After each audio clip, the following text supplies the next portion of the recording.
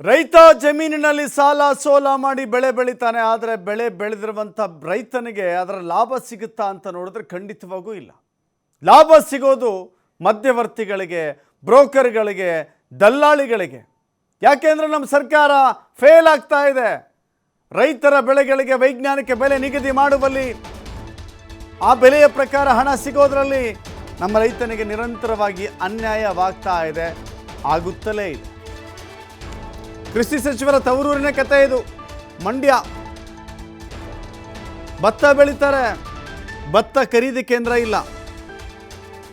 ಭತ್ತ ಕೊಯ್ಲು ಮುಗಿತಾ ಬಂದರೂ ಕೂಡ ಜಿಲ್ಲೆಯಲ್ಲಿ ಖರೀದಿ ಕೇಂದ್ರ ಆರಂಭವಾಗಿಲ್ಲ.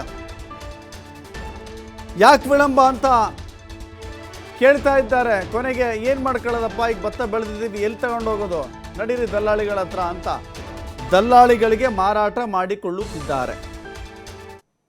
ದಲ್ಲಾಳಿಗಳ ಕಾಟಕ್ಕೆ ರೈತರಿಗೆ ನಿಜಕ್ಕೂ ಕೂಡ ಇದು ನಷ್ಟ. ದಲ್ಲಾಳಿಗಳಿಗೆ ಭತ್ತ ಮಾರಾಟ ಮಾಡೋದ್ರಿಂದ ದಲ್ಲಾಳಿಗಳಿಗೆ ಲಾಭ ಆಗುತ್ತೆ, ಬೆಳೆದಿರುವಂಥ ರೈತನಿಗೆ ಲಾಭ ಆಗೋದಿಲ್ಲ. ತಾಂತ್ರಿಕ ನೆಪ ಹುಡ್ತಾ ಇದ್ದಾರೆ. ನೆಪಗಳಿಗೇನು ಸಾವಿರ ನೆಪಗಳು ಹುಡುಕಿದ್ರೆ 1000 ನೆಪಗಳು ಸಿಗುತ್ತೆ. ತಾಂತ್ರಿಕ ನೆಪ ಬಡ್ಡಿ ಖರೀದಿ ಕೇಂದ್ರ ಆರಂಭ ಮಾಡಿಲ್ಲ. ಭತ್ತಕ್ಕೆ ಕಡಿಮೆ ಬೆಲೆಯನ್ನು ನಿಗದಿ ಮಾಡಿದೆ. ಸರ್ಕಾರದ ಬೆಲೆಗಿಂತಲೂ ಹೆಚ್ಚಿನ ಬೆಲೆ ನೀಡಿ ಖರೀದಿ ಮಾಡ್ತಾ ಇದ್ದಾರೆ ದಲ್ಲಾಳಿಗಳು. ಯಾವಾಗ ಬೇಕಾದ್ರೆ ಹೆಂಗೆ ಬೇಕಾದ್ರೆ ಉಲ್ಟಾ ಹೊಡಿತಾರೆ. ಅನಿವಾರ್ಯವಾಗಿ ಇಲ್ಲಿ ಸರ್ಕಾರಕ್ಕಿಂತಲೂ ಅತಿ ಹೆಚ್ಚಿನ ರೇಟು ನಮಗೆ ಸಿಗ್ತಾ ಇದೆಲ್ಲ, ಅಲ್ಲೇ ಮಾರಾಟ ಮಾಡಿಬಿಡೋಣ ಅಂಥೇಳಿ ದಲ್ಲಾಳಿಗಳ ಮೊರೆ ಹೋಗ್ತಾ ಇದ್ದಾರೆ. ಭತ್ತ ಖರೀದಿ ಕೇಂದ್ರವನ್ನು ಆರಂಭಿಸುವ ಜೊತೆಗೆ ಬೆಂಬಲ ಬೆಲೆ ಹೆಚ್ಚಳ ಮಾಡಿ ಅಂತ ಅಲ್ಲಿನ ಜನ ಕೇಳ್ತಾ ಇದ್ದಾರೆ. ಅಲ್ಲೊಂದು 15 ಬಿಡ್ತಾ ಹಾಕೋಬಿಡ.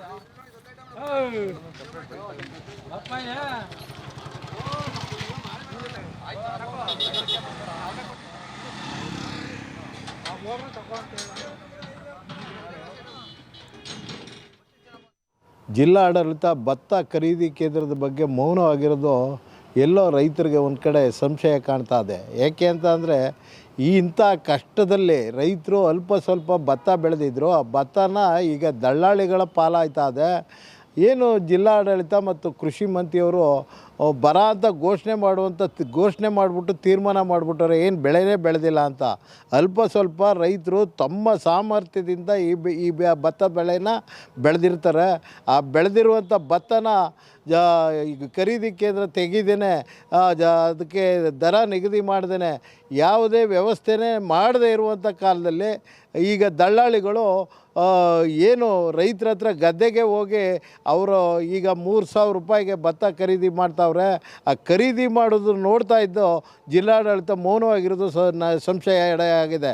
ಯಾಕೆ ಅಂತ ಅಂದರೆ ಏನು ರೈತರು ಕಷ್ಟಪಟ್ಟು ಈ ಸಾರಿ ಖರೀದಿ ಕೇಂದ್ರಕ್ಕಿಂತ ನಾವು ರೈತರಿಗೆ ಕನಿಷ್ಠ ಒಂದು 800 ರೂಪಾಯಿ ಬೆಲೆ ಜಾಸ್ತಿನ ಕೊಟ್ಟು ನಾವು ಖರೀದಿ ಮಾಡ್ತಾರೆ ಅಂತ ಖರೀದಿ ಕೇಂದ್ರಗಳಿಗತ್ತ ರೈತರು ಮುಖ ಮಾಡಿದಂತೆ ಖಾಸಗಿ ವ್ಯಕ್ತಿಗಳಿಗೆ ಭತ್ತ ಕೊಡ್ತಾ ಇದ್ದಾರೆ.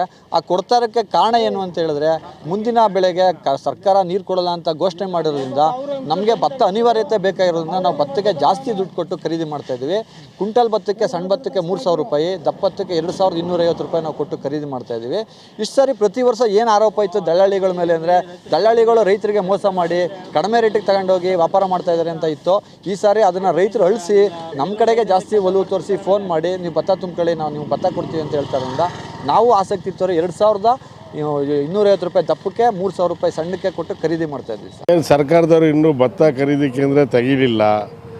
ಎಲ್ಲ ಹೆಸರು ನೋಂದಣಿ ಮಾಡ್ಕೊಳ್ಳಿ ಅಂತ ಹೇಳ್ತಾರೆ ಹೊರತು ಖರೀದಿ ಕೇಂದ್ರ ತೆಗೆದಿಲ್ಲ. ಇವ್ರು ತೆಗಿಯೋದಕ್ಕೆ ಭತ್ತ ಎಲ್ಲ ದಲ್ಲಾಳಿಗಳು, ಮೀಡಿಯೇಟ್ರ್ಗಳು ಜಾಸ್ತಿ ದುಡ್ಡು ಕೊಟ್ಟು ಕೊಂಡ್ಕೊತವ್ರೆ. ಇವತ್ತು ಸಣ್ಣ ಭತ್ತಕ್ಕೆ 3100-200 ರೂಪಾಯಿ ಕೊಡ್ತಾವ್ರೆ.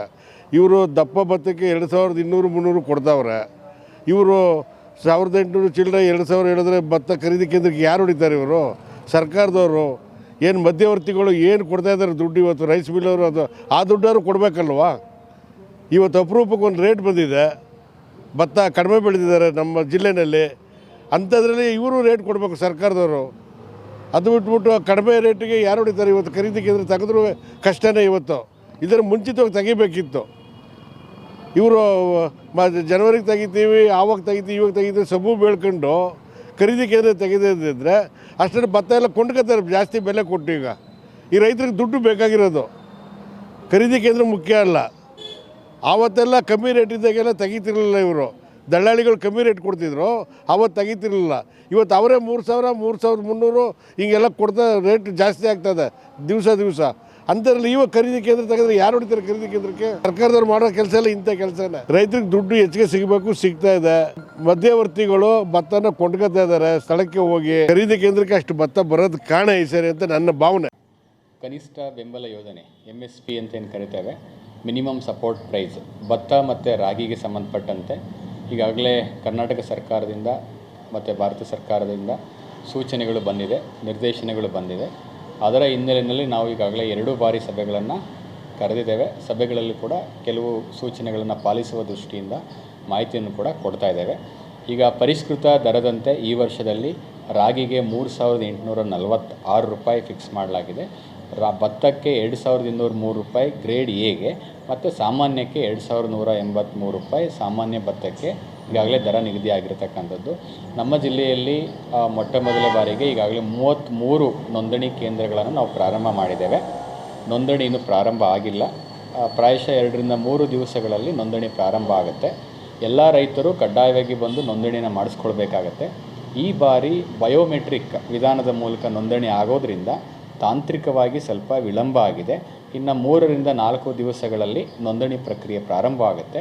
ಒಟ್ಟು 33 ನೋಂದಣಿ ಕೇಂದ್ರಗಳನ್ನು ನಾವು ಪ್ರಾರಂಭ ಮಾಡ್ತಾ ಇದ್ದೇವೆ. ಆ ಎಲ್ಲ ನೋಂದಣಿ ಕೇಂದ್ರಗಳಿಗೆ ಸಂಬಂಧಪಟ್ಟಂಥ ರೈತರು ಪ್ರೂವ್ಡ್ ID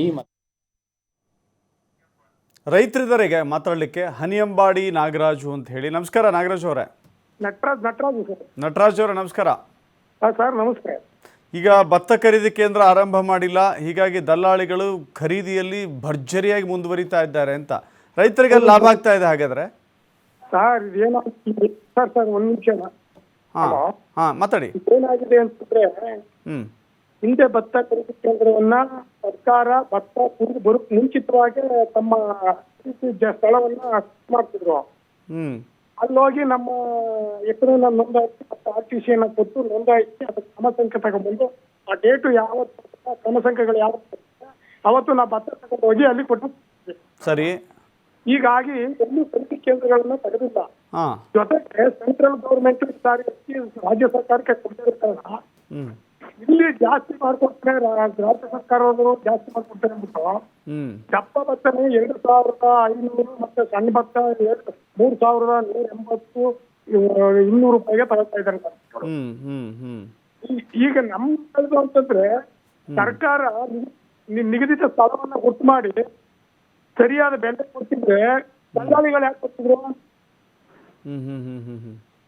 ಓಕೆ, ಇಲ್ಲಿ ಸರ್ಕಾರ ವೈಫಲ್ಯ, ಸರ್ಕಾರದ ವೈಫಲ್ಯ ಇದು.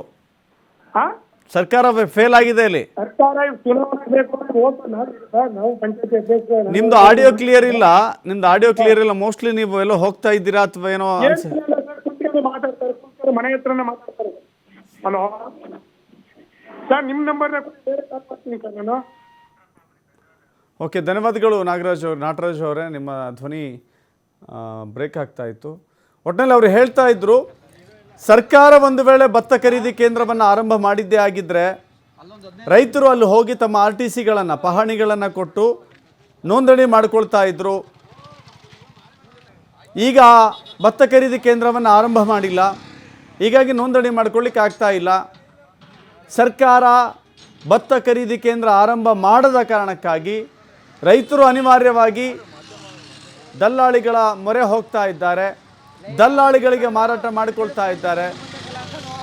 ಅಲ್ಟಿಮೇಟ್ಲಿ ರೈತರಿಗೆ ಕಷ್ಟಪಟ್ಟು ಬೆಳೆದಿರುವಂಥ ಬೆಳೆಯನ್ನು ಮಾರಾಟ ಮಾಡಲೇಬೇಕು, ಖರ್ಚು ವೆಚ್ಚವನ್ನು ನಿಭಾಯಿಸಬೇಕು ಅಂದರೆ ಹಣ ಬೇಕೇ ಬೇಕು. ಅರ್ಜೆಂಟಿಗೆ ತುರ್ತಾಗಿ ಇಲ್ಲಿ ಹಣ ಸಿಗುತ್ತೋ ಅಲ್ಲಿಯೇ ಮಾರಾಟ ಮಾಡಿಕೊಳ್ತಾ ಇದ್ದಾರೆ ಅಂತ. ತುರ್ತಾಗಿ ಸಿಗುವಂಥ ಜಾಗದಲ್ಲಿಯೇ ರೈತರು ಮಾರಿಕೊಳ್ತಾ ಇದ್ದಾರೆ. ತಪ್ಪೇನು? ಇಲ್ಲಿ ತಪ್ಪಿರುವಂಥದ್ದು ಸರ್ಕಾರದ್ದು. ಭತ್ತ ಖರೀದಿ ಕೇಂದ್ರ ಆರಂಭ ಮಾಡದಂಥ ಸರ್ಕಾರದ ತಪ್ಪಿದೆ ಅಂತ. ನೋಂದಣಿ ಮಾಡಿಕೊಂಡಿಲ್ಲ, ಈ ಕಥೆಗಳೆಲ್ಲ ಹೇಳ್ತಾ ಇದ್ದಾರಲ್ಲ, ಸರ್ಕಾರದ ವೈಫಲ್ಯ ಅಂತ ಹೇಳಿ ರೈತರು ಹೇಳ್ತಾ ಇದ್ದಾರೆ. ಮಂಡ್ಯದಲ್ಲಿ ಹೆಚ್ಚಿನ ಪ್ರಮಾಣದಲ್ಲಿ ಕಬ್ಬು ಬಿಟ್ಟರೆ ಭತ್ತ ಜಾಸ್ತಿ ಬೆಳೀತಾರೆ. ಈಗ ಭತ್ತ ಬೆಳೆದಿರುವಂಥದ್ದನ್ನು ಮಾರಾಟ ಮಾಡಬೇಕು ಅಂತ ಹೇಳಿದ್ರೆ ಖರೀದಿ ಕೇಂದ್ರಗಳಿಲ್ಲ. ಇದು ಕೃಷಿ ಸಚಿವರ ತವರೂರು, ನೆನ್ಪಿಟ್ಕೋಬೇಕು ನಾವು ಇದನ್ನು. ಎನ್ ಚೆಲುವರಾಯಸ್ವಾಮಿ ಅವರ ತವರು ಜಿಲ್ಲೆ. ಅವರು ಪ್ರತಿನಿಧಿಸುವ ಕ್ಷೇತ್ರ ನಾಗಮಂಗಲವಾಗಿದ್ದರೂ ಕೂಡ ಅವರು ಮಂಡ್ಯ ಜಿಲ್ಲಾ ಉಸ್ತುವಾರಿ ಸಚಿವರು,